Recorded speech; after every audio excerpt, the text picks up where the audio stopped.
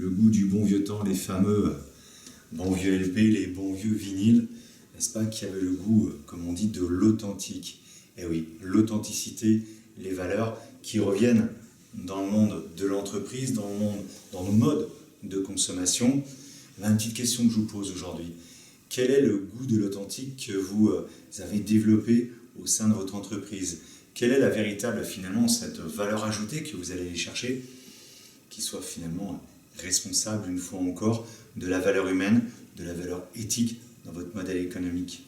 Comment, justement, créer ce goût de l'authentique au sein de votre entreprise? Eh bien, un petit truc tout bête, tout simple, que je vous invite à faire, c'est de voir quelles sont les valeurs que porte chaque personne qui est dans votre entreprise. Là, on est complètement dans un champ RSE qui rejoint finalement la modalité, le process d'intelligence collective où chacun a sa place, comme on dit, une place pour chaque chose et chaque chose à sa place. Eh bien, il en va de même avec les valeurs des personnes qui composent votre entreprise. Donc, je vous invite à faire un atelier collaboratif, participatif, pourquoi pas, hein. Faites appel à un intervenant ou une intervenante extérieure et vous allez créer ce qu'on appelle la charte des valeurs.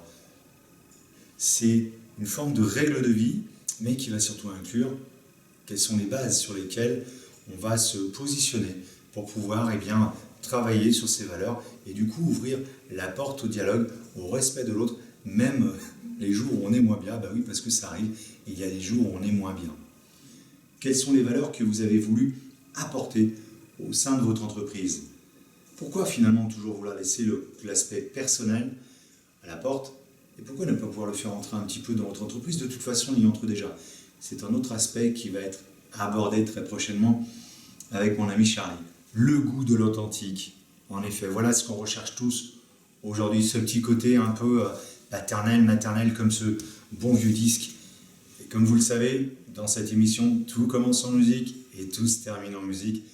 Nous allons écouter un excellent morceau de notre ami Jimi Hendrix. Jimi Hendrix qui est extrêmement connu pour être un guitariste formidable, un peu moins connu pour les paroles qu'il a écrites et qui pourtant sont pleines de profondeur. Rappelons-nous, nous sommes dans les années 70, en pleine contestation par rapport à la guerre du Vietnam. Jimi Hendrix a une carrière fulgurante qui commence en 1966 et se termine en 1970. Aujourd'hui, c'est encore un des artistes qui vend le plus d'albums, bientôt plusieurs décennies après sa mort. Nous allons fêter le 40e anniversaire de la mort de Jimi Hendrix, 50e anniversaire, pardon.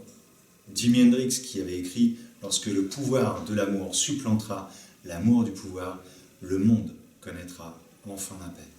Encore une bonne raison pour être tout simplement la meilleure version de soi-même pour le monde. À très bientôt.